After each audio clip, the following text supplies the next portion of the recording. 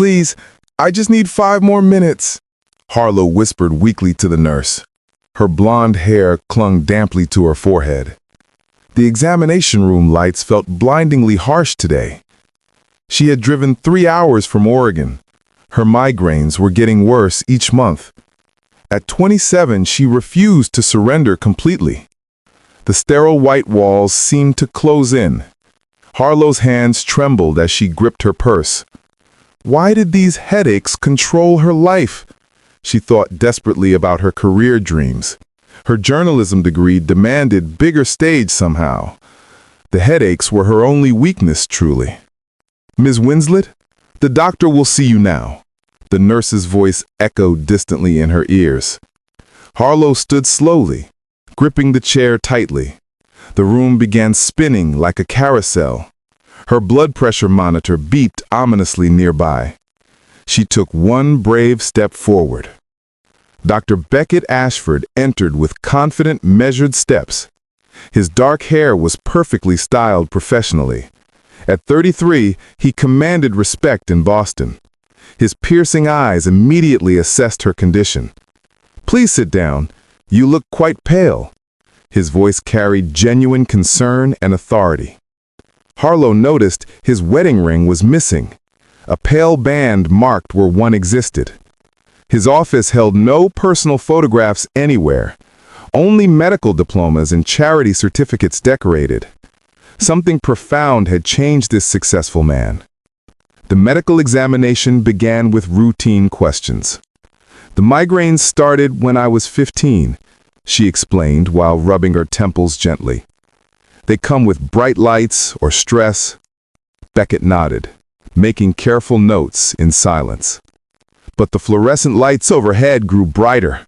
Her vision blurred at the dangerous edges. The migraine pain intensified behind her temples. She felt her knees buckling beneath her. Doctor, I think I am going to... Her words faded into frightening, complete silence. Harlow collapsed gracefully toward the cold floor. Beckett moved with lightning-fast reflexes and skill. His strong arms caught her falling body. She felt safe in his embrace. For a moment, time seemed suspended completely. His heart beat steadily against her cheek. When consciousness slowly returned to her mind, Harlow found herself cradled against something warm. Beckett's concerned face hovered above her own. Easy now. You are completely safe here. His voice was surprisingly gentle and soothing. What happened to me just then, doctor? Harlow asked softly, still feeling dizzy. Her cheeks flushed with embarrassment and confusion. Low blood pressure combined with your migraine, he explained with professional patience and care. This happens more than I admit that day. Beckett's expression softened with understanding and compassion.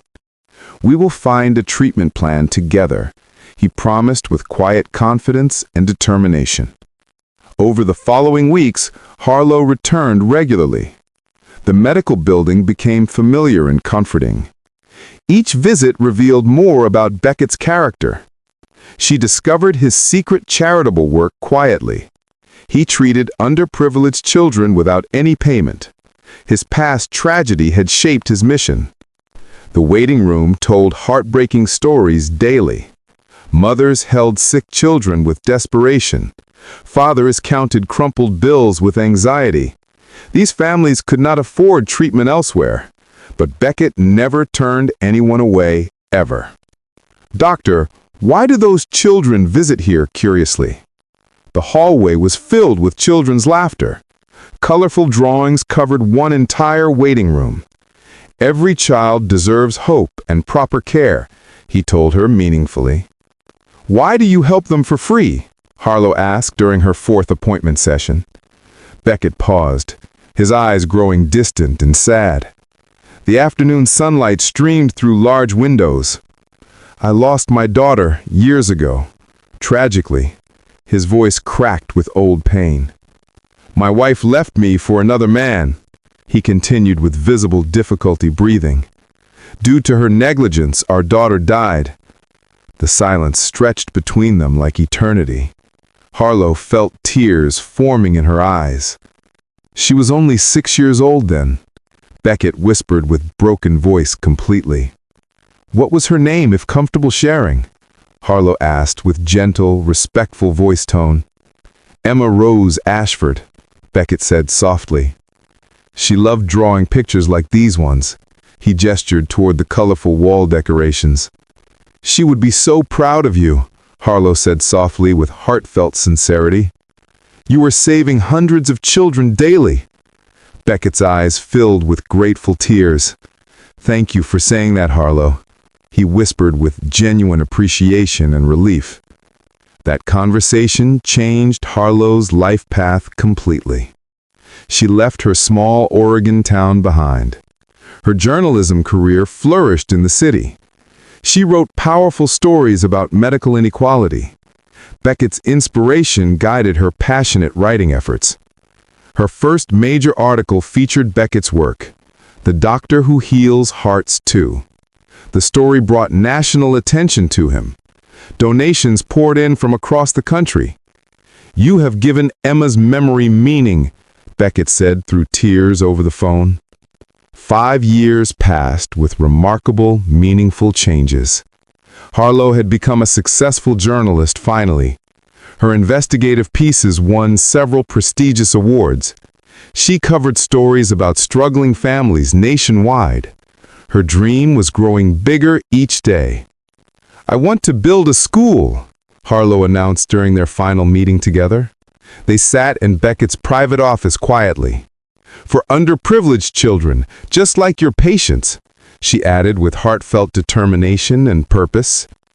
You have found your true calling, Harlow. That fainting spell brought you here originally, but your heart led you forward.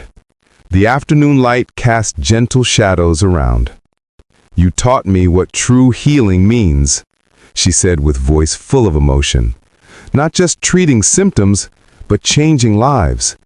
Harlow's eyes filled with grateful, emotional tears.